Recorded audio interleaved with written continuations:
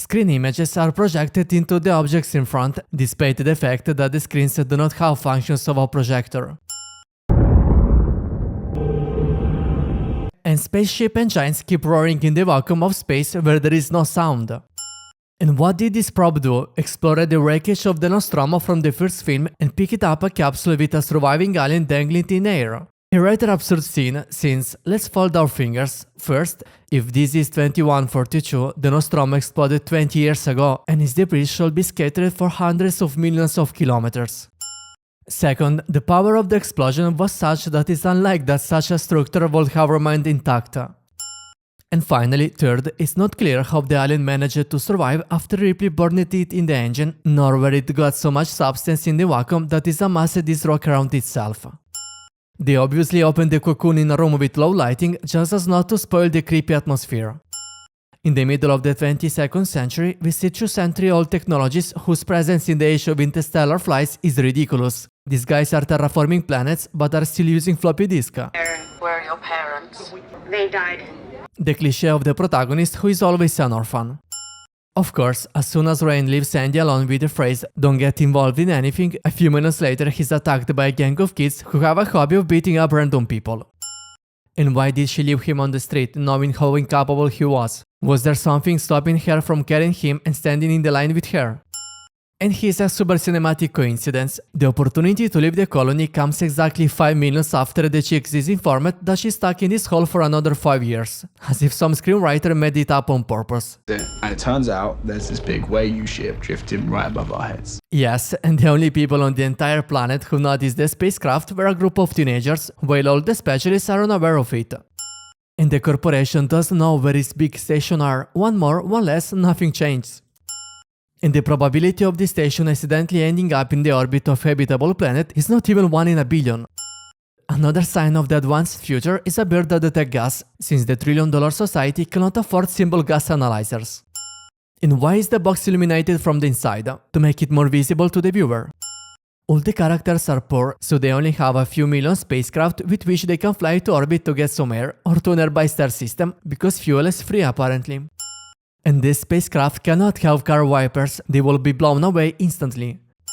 Surrounding the mining planet are beautiful rings, like Saturn's, because the authors of the film don't know that they form only a planet with much higher gravity than Earth's. These spacecraft have airlock that have to be opened manually, and the video surveillance screens have a resolution of 2 by 3 pixels. They have a gravity generator, but can't afford a €200 4K monitor. Speaking of generators, if objects are periodically attracted to the floor when gravity is turned on, they cannot fly into the middle of the room immediately after gravity is turned off. If there is no impulse to move them, they will stay where they are. The whole plot is based on nonsense. Any Weyland Yutani Corporation ship can be opened by any android of any year produced by that corporation, including those that have nothing to do with the ship in question. No access keys to open the top secret doors. Whoever designed this system shall be fired instantly. I am not talking about the fact that in this case the corporation will closely monitor all its androids and recycle them after use, and certainly not dump them in dumpsters as if they were just any garbage. Fuck. Guys, it looks like we're in 0G. A man in zero gravity will notice from his sensation long before he sees rats floating in the air. The contents of his stomach will be practically in his throat instantly. Why is everything on this ship covered with such a layer of dirt? It's not like it's been carrying coal all these years, it's just been floating in a vacuum. Alright, great news. I've got eyes on the pods. And by sheer coincidence, there are just 5 of them, the very same number as us. Obviously falling from above, he lands on something soft, so he doesn't break his neck before it's time. The grating is barely lit, but it becomes a bright spotlight on the camera video. The movie will become much better if it shows someone vomiting in the foreground. The cliché of lights always flashing in all horror movies. Andy has already moved Bjorn 3 feet away from the edge of the hole. In the next shot he's on the edge again. And how did they miss that hole and the android's body next to it if it was right in front of their noses the whole time? Andy had no problem opening the crypto door from the outside, but to do the same thing from the inside he can't do it because no Andy seat. Rain, did I do something wrong? He's just frozen up. He's just rebooting. Does he have to reboot himself in creepy poses, or he can do it in the normal way? Instead of attacking right away, facehuggers decide to swim in the water to scare their victims a little. The last second rescue cliché. Facehuggers break the glass of the crew observatory door in 1 second, but they don't even think to do the same with the door of the next room, jump a little and then disappear. And for all the movie they never managed to break a glass again, just the first time for effect. Did no one see that thing hanging from the hole in the ceiling until the last second? It is the first thing that should have caught everyone's attention a second after entering the room. It is even backlit in an epic way. An electric shock doesn't make you fly backwards like a cannonball. In this movie, the characters really like to walk through the doors 1 second before they close. In previous movies, after the embryo was introduced, it took a few hours for the alien to mature, but in Navarro's case it takes just a couple of minutes, so it doesn't take too long. Nor is clear why on Nostromo the alien after birth was a death machine, while here it crawls like a worm and is not dangerous at all. The hallway's temperature is now equal to your body's, so the creature should not be able to see you. Of course, the most perfect organism in the universe chose not to develop sight, it's only the most useful sense of a predator. And how did Facehugger jump on Kane's helmet in the first film if he had no idea where his head was? Everything in that scene hinted that the monster had vision. Plot hole: the heroes are invisible to facehuggers because the temperature of the room is equal to that of the human body, since the screenwriters completely failed to consider that when the door is opened, the temperature immediately drops due to the influx of cold air, making them visible 2 seconds later. By the way, even with an air temperature equal to body temperature, the monsters will have seen them, because in a 36-degree room the body overheats. A new example of mass increase from nothing. A small monster has just hatched, and soon after it has a heavy cocoon and he himself is a big. Here Bjorn Toft: am I looking at an alien pulsing head and has a spike? I don't have to run, I'm going to get closer and see what's going on, it's very interesting. Behind this door, instead of a floor, is a cliff, just to tease distracted people. Here it is obvious that the scene was filmed in a subway. And they refuse to open the door to let Kay in because there is monster behind her, and Tyler and Rain beg him to do so, calling him inhuman and not being particularly embarrassed that if he opens the door they will die with Kay. I understand that they want to help her, but that is not a good reason to die.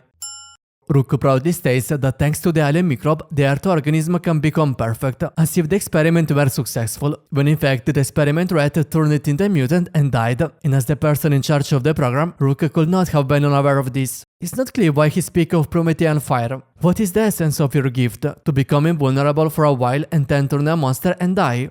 Wow, that's cool. There are some really cool futuristic weapons on the ship. I wonder why in the second movie, which takes place 30 years later, they weren't there. Tyler finds Kay stuck to the wall but unharmed, which is a little strange considering we got a good look at the blood splattering on the door when Kay was grabbed by the xenomorph. How could she still be alive if it looked like she was shot with a double-barrel shotgun?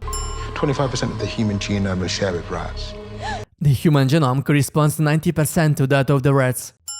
All the dark corridors are illuminated by a special projector that is always around the corner. Androids are super tough and work even if you cut them in half. Only Andy instantly deactivates after a slight push and you have to reinstall his system to bring him to life. And this slot is located just behind his ear, but in other scenes there is nothing. Liquids in vacuum becomes balls, not the spice we see here. And after the impact, the acid will fly in all directions, hitting not only the walls and floor but also the heroes, burning the skin. Also, the whole corridor is full of alien corpses, but when Race has to pass, the bodies disappear into thin air so as not to bother too much. When Rain gives herself a boost from the railing, she shall fly up to the ceiling, not stop after 2 meters for no reason. The elevator won't work without gravity. On a space station, they designed an elevator that needs gravity like the one on Earth. Are you serious? If Andy is so strong that he can single-handedly stop an elevator that weighs several tons, why doesn't he fight the monsters but remain still like a fool? The tail of the xenomorph in these movies are at least 3 times longer than usual. Cliché: instead of killing the protagonist right away, the monsters slowly advance with a menacing looks, growls, drools, and give the protagonist time to save himself. And of course, the rescue has to be at the last second from death. Non-existent physics, the fragments fly backwards somewhere, even if there is no wind in the vacuum to blow them away, so they have to stay around the station. These Hollywood studios don't want to open a physics books even once during this saga. The birth scene of the hybrid is strange. Kay lies with a full belly, but after giving birth, the belly is still there. Rain could have killed the monster while it was still small, but that would not have been a good ending, so he gave the egg time to hatch, hide in the dark and kill more people. And again, it gained mass out of nowhere, transforming from a small thing to a 10-foot hybrid. The cliché of a weapon locking up at opportune moments. The stupidity continues. The rings around planets are formed by rocks miles apart, not flying close to each other as shown here. And thus islands of incomprehensible origin in principle cannot exist in the rings around the planets.